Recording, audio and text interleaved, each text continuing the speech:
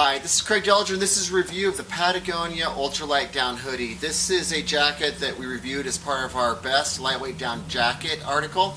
So if you haven't read that article yet, please make sure and check it out. If you're watching this video over on YouTube, I'll put a link in the description below.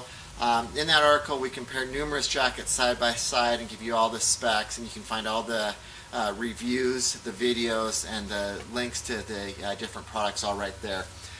There's lots to like about this jacket. There's a couple things I don't like about this jacket. So let's go through some of the positives first. We all know Patagonia as a company that's taken a leadership position around trying to reduce the environmental impact of each of its products. In this jacket, they branched out and are looking at animal ethics as well. And so this jacket is using 800 fill goose down. But it's traceable goose down. I want to tell you what they mean by that because I think it's pretty important. With goose down, there's a couple things that are going on with the way that they harvest the down and the treatment of the animals. And Patagonia has taken a stand on that and said, you know, we're not going to support that process anymore. And by that, I'm talking about the live plucking of the geese. And I'll give you a video of this that just shows you kind of how graphic it is, where they grab an animal, pin it between their legs, and start just ripping the feathers out. And sometimes they've ripped the feathers out so violently that they actually rip the skin open on the bird, and they just take a needle and thread and sew the bird up. Patagonia insists that none of their down comes from a process where the animals are live plucked. The other thing that's going on with geese is the foie gras industry is mandating that they force feed the geese. And I'll show you once again another cutaway of this where they take a tube, shove it down the goose's throat and inject them full of food. And what this does is it causes the liver to dramatically increase its size. And once again, it's kind of gross, it's kind of inhumane. And so Patagonia said, no down in their products will come from a process or a farm where they are force feeding the geese in this way. So huge round of applause to Patagonia for taking a leadership position in that, and I hope that many other brands follow suit. I am wearing a size large I'm wearing a size medium in this jacket.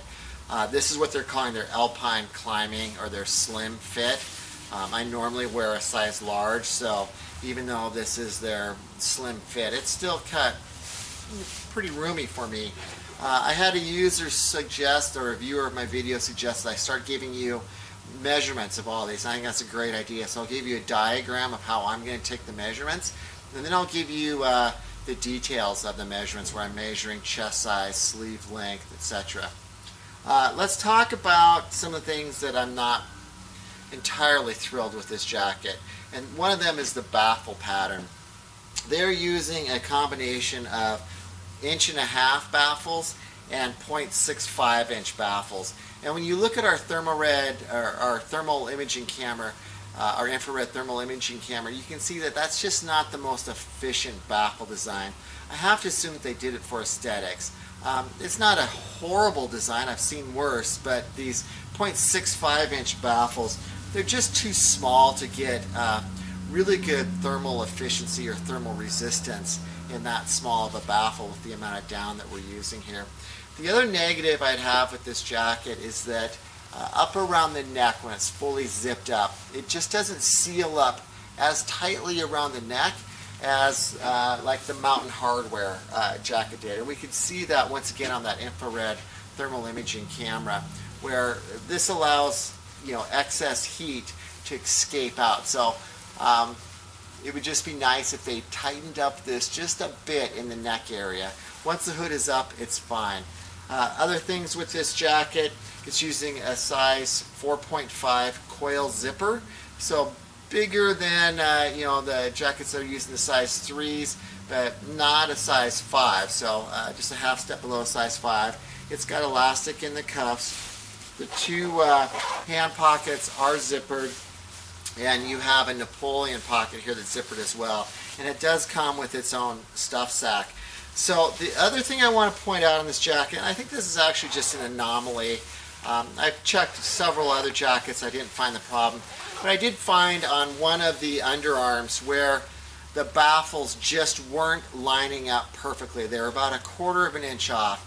And you know, this is a $350 jacket, and I wouldn't tolerate, you know, seams being off by 1/4 of an inch in a jacket like this. Like I said, I think this is probably limited to just this jacket. It was only on one side, it wasn't on both sides, and I checked several other products from Patagonia where the seams were lining up better, but I did notice it on this jacket, so it probably just escaped their quality control process. Overall, I think it's a great jacket. I think the standout feature is the traceable down. For $350, there are jackets that I like better than this jacket, particularly the Mountain Hardwear Ghost Whisperer hooded down jacket. Yeah, that's it. As always, thank you for watching our videos, thank you for subscribing to our channel, and thank you for sharing our videos on all the different forums and online communities that are out there. I really appreciate you helping me get the word out about our reviews. Thanks for watching.